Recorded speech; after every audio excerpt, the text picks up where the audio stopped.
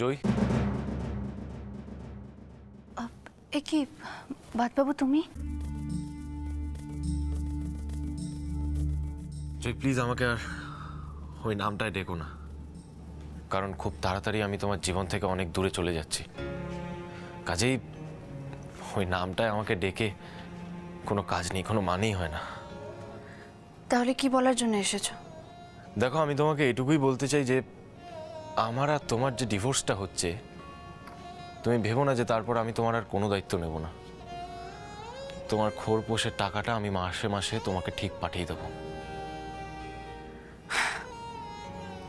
কে বললো আমি তোমার খোরপোশের টাকা চাই? দেখো, গরিব মামা মামির কাছে মানুষ হলেও মামা আমাকে একটা জিনিস শিখিয়েছে, জীবনে কারো কাছ থেকে কোনো অসম্মানের দান গ্রহণ করতে নেই। দেখো জয়ী, তোমাকে এই খোরপোশের টাকা দেওয়াটা আমার দায়িত্বের মধ্যে পড়ে,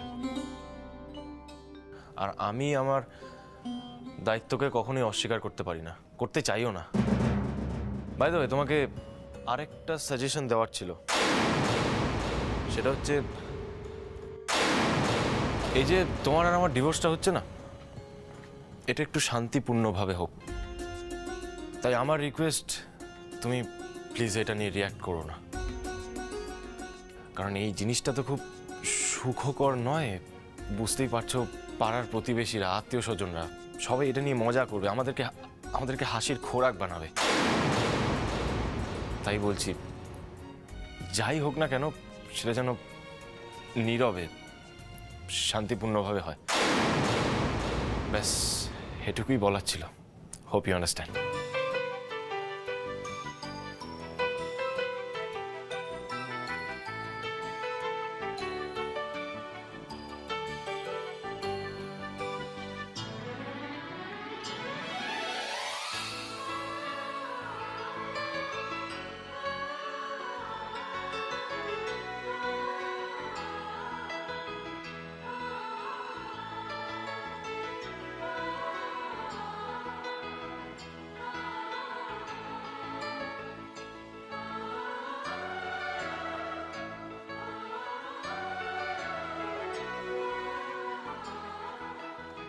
সব তো ঠিকই ছিল বাদবাবু, তাহলে কেন এসব হলো?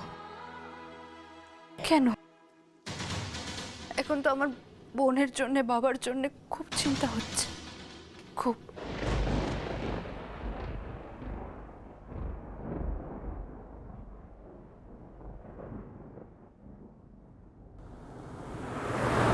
না না, আমাদের এইভাবে চুপ করে বসে থাকলে হবে না, নাহলে সারা জীবন এখানে আমাদের বন্দি হয়ে থাকতে হবে।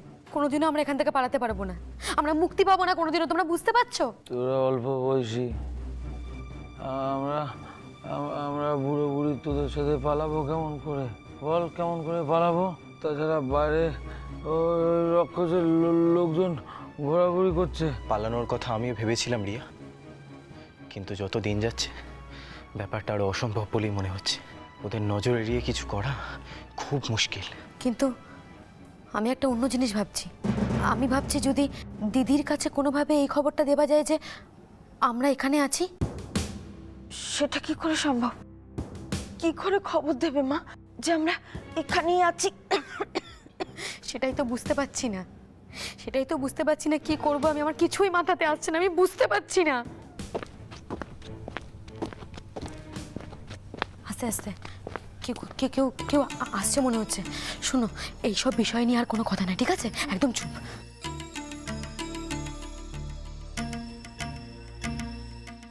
তোমরা চুপচাপ বসো, তোমাদের ভিডিও করব, কেউ কোনো কথা বলবে না।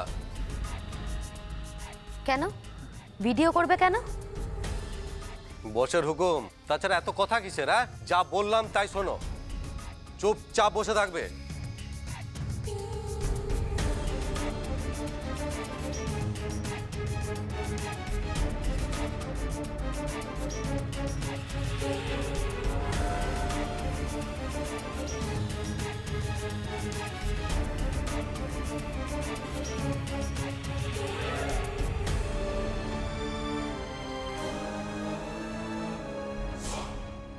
এই গুন্ডাটার মোবাইলটা হাতাতে হবে, এই মোবাইলটাই হবে আমার আর দিদির যোগাযোগের একমাত্র মাধ্যম। কিন্তু কিন্তু এমনভাবে কাজটা করতে হবে যেন গুন্ডাটা কিছু না বুঝতে পারে। হ্যাঁ, একটা একটা কোনো প্ল্যান তো করতেই হবে, আমাকে করতেই হবে।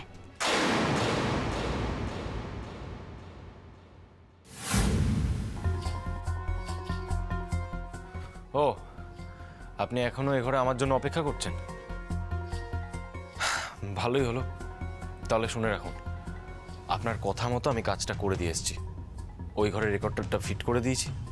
জয়ী এবার যা বলবে আপনি সব জানতে পারবেন। বাহ, তুমি তো গরিব কর্মা ছেলে, হ্যাঁ? খুব বাধ্য ছেলে। আমি এ ঘরে আছি তোমাকে এই ভিডিও রেকর্ডিংটা দেখাবো বলে। আজকের তারিখ, এখনকার সময়, বুঝতেই পারছো রেকর্ডিংটা সবে করা হয়েছে।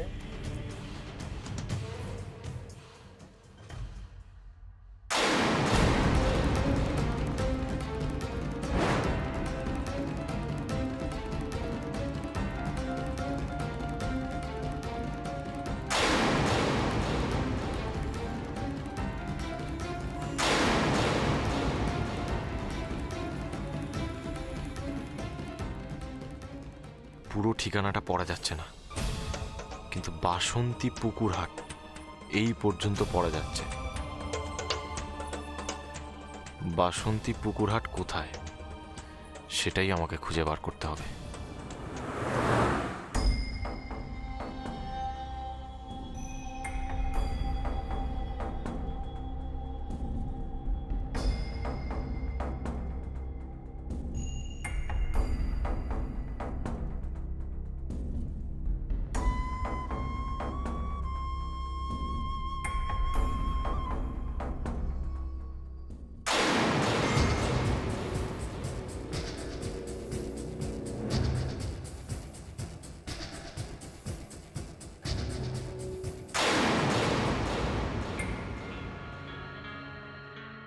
আজ বিবি আমাকে জয়ীর বাবা আর জয়ীর বোন বেঁচে থাকার একটা প্রুফ দিয়েছে। ওদের রিসেন্ট একটা ভিডিও আমাকে দেখালো, যেখানে আমি একটা ক্যালেন্ডার লক্ষ্য করলাম, যেখানে লেখা ছিল বাসন্তী পুকুরহাট। হ্যাঁ, আমি বুঝতে পারছি ব্যাপারটা হয়তো আন্দাজে ঢিল ছড়ার মতো হয়ে যাচ্ছে। একটা জায়গার ক্যালেন্ডার অন্য কেউ আরেকটা জায়গায় লাগাতেই পারে। আসলে ডুবন্ত মানুষ যখন খড়কুটো হাতের সামনে পায় তখন সেটাকেই বেঁচে থাকার জন্য আঁকড়ে ধরে। আর সব থেকে বড় কথা, ওই বাইকের নাম্বারটা ছাড়া আমাদের কাছে তো আর কোনো সূত্রও নেই। মানে যেই বাইকটায় করে দুষ্কৃতীরা সুমনা ম্যাডামকে খুন করতে এসেছিল, আবার ওই বাইকটায় করেই পালিয়ে গেছিল। তাই আমার মনে হয় বাসন্তী পুকুরহাট জায়গাটা কোথায়, আমরা যদি তার সন্ধান পাই তাহলে রিয়াদের সন্ধান পেলেও পাওয়া যেতে পারে। এগুলোই বলতে এসেছিলাম আর কি। আসলে আমার ফোন করতে খুব ভয় লাগছিল। বলা তো যায় না, বিবি হয়তো আমার ফোন ট্রেস করে রেখেছে। ও এখন ঘুমোচ্ছে, আমি তো এখানে এসেছি। যাই হোক, রাত অনেক হয়েছে, আমাকে এখন ফিরে যেতে হবে। বলা যায় না আবার কখন ধরা পড়ে যায়।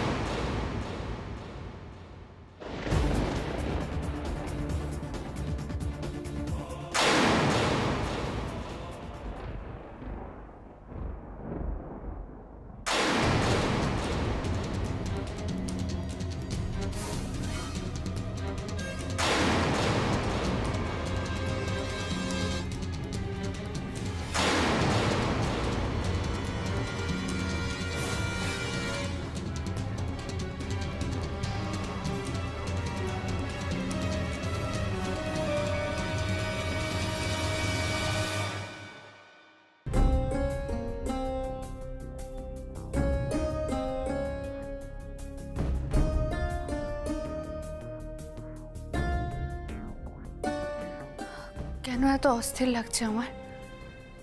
কেন? খুব কষ্ট হচ্ছে। উফ। মাথাটা এত ঝিনঝিন করছে। না না, এত এত টেনশন করলে চলবে না। আমাকে যেভাবেই হোক টেনশন কমাতে হবে। কিন্তু কি করে টেনশন কমাবো? গান? হ্যাঁ, গান শুনি বরং।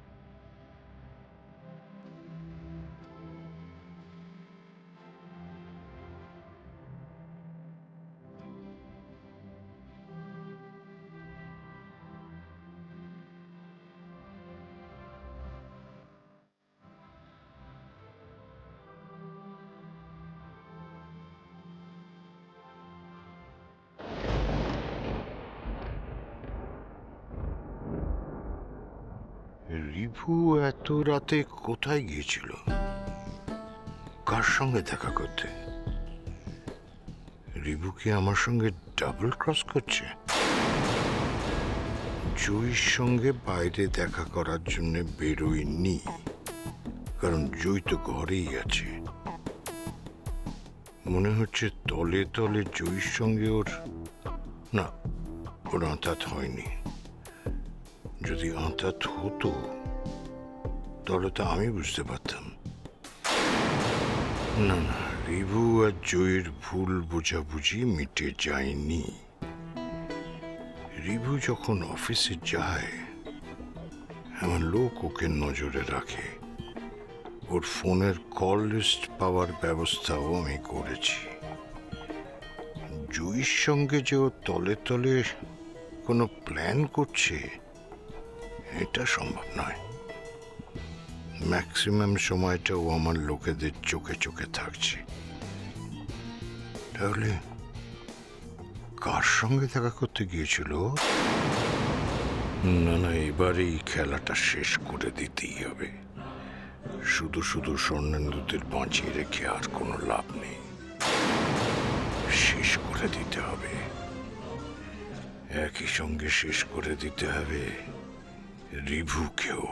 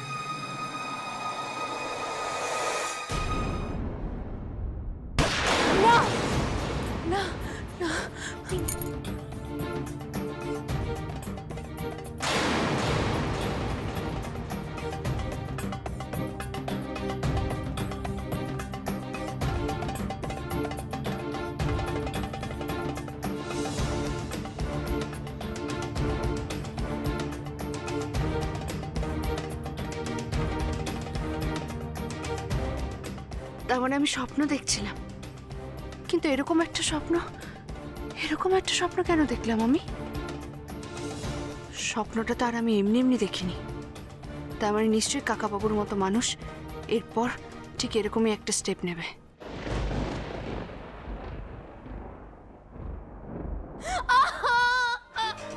আমি পারছি না, আমার খুব পেটে ব্যথা করছে।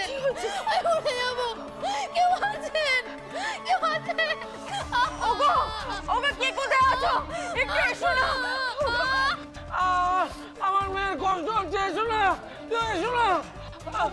শুনতে পাচ্ছ? কেউ এসো না। কেউ আছেন, প্লিজ আসুন। কে আছে? আমি পারছি না, আমি মরে যাবো। মামা মামা শব্দ শুনতে পাচ্ছি, কেউ আসছে মনে হচ্ছে। রিয়া চালিয়ে যাও চালিয়ে যাও। একটু শান্ত হবো। কি হলো? হ্যাঁ? এত চিৎকার কিসের? হ্যাঁ, কি হয়েছে কি? দাদা আমার খুব কষ্ট হচ্ছে, ডাক্তার ডাকো। দাদা আমি মরে যাবো, দাদা ডাক্তার ডাকো। এখানে কোনো ডাক্তার নেই। কিন্তু দাদা ডাক্তার না ডাকলে আমি তো মরে যাব। আর তোমরা ভাবতে পারছো ড্যাড কি করবে? আর আমাদের বাঁচিয়ে না রাখলে তো ড্যাড ব্ল্যাকমেলের গেমটাও খেলতে পারবে না। দাদা এই কিছু একটা ব্যবস্থা করো, হয় ওকে ডাক্তারের কাছে নিয়ে যাও, নইলে ডাক্তারকে এখানে নিয়ে আসো, কিছু অন্তত একটা করো। ওই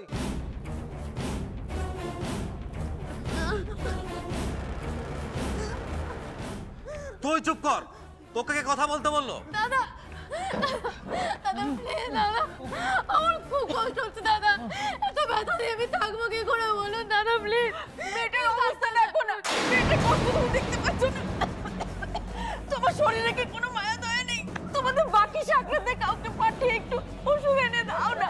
আমরা তো আর পালাচ্ছি না, আর পালিয়ে যাবোই বা কোথায়? কিন্তু ওষুধের দোকান কিন্তু। এই ব্যথা নিয়ে তো আমি বেঁচে থাকতে পারবো না দাদা, প্লিজ কিছু করুন দাদা। ঠিক আছে, কিন্তু ওর সময় লাগবে। হ্যাঁ, কিন্তু আমি না আসা পর্যন্ত তোমরা চুপচাপ বসে থাকবে। ঠিক আছে। মনে থাকে জানো।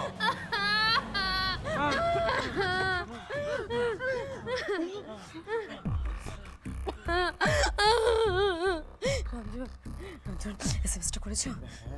এত কম সময়ের মধ্যে কি আর লিখবো, শুধু লিখেছি হেল্প। বলছি বাবা, বাবা ওই ওই ওই ওই পাঠালে কাকে পাঠালে গো? ওই তো রিয়া যাকে বললো, সাক্ষ্যবাবুকে। আচ্ছা এসএমএসটা ডিলিট করেছো তো? হ্যাঁ সে আর বলতে। যাক, এবার যদি মোবাইল নাম্বারটা ট্রেস করে তাহলেই একমাত্র বুঝতে পারবে আমরা কোথায় বন্দি আছি। এটাই একমাত্র আমাদের আশা, একমাত্র আশা আমাদের। আমি পেপার সমস্ত রেডি করিয়ে এনেছি। এইবার রিভিউ বাবু যদি এটার উপর সাইন করে দেয় তাহলে একটা কাজ মেটে। তারপর ওনার ওয়াইফ সই করলে আমরা প্রসেসটা শুরু করতে পারবো। আচ্ছা আমি একটা কথা জিজ্ঞাসা করছিলাম, মানে এই প্রসেসটা কমপ্লিট হতে কতদিন সময় লাগতে পারে? দেখুন, এটা তো একদিনে মিটে যাবার মতো কেস নয়, কাজেই সময় তো একটু লাগবেই। চটজলদি কিছুই হবে না।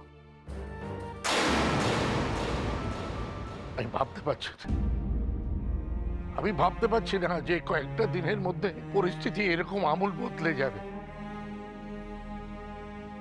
আমি কল্পনায় আনতে পারছি না।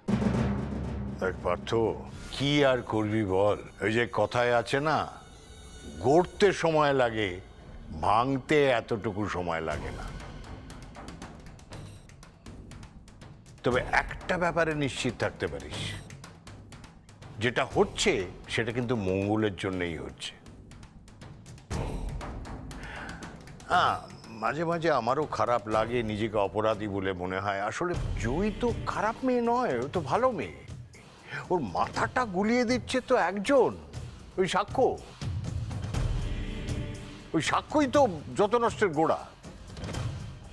ওই তো ওকে দিয়ে প্রেস কনফারেন্স করালো,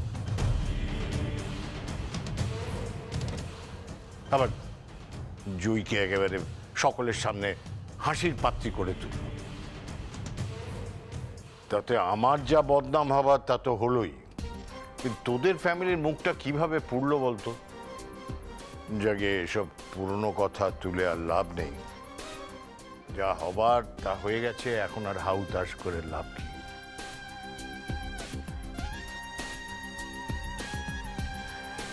না রিভু, সইটা করো। হ্যাঁ করবো, সই তো আমায় করতেই হবে, নাহলে ডিভোর্সটা হবে কি করে? কিন্তু সই আমি জয়ীর সামনে করবো।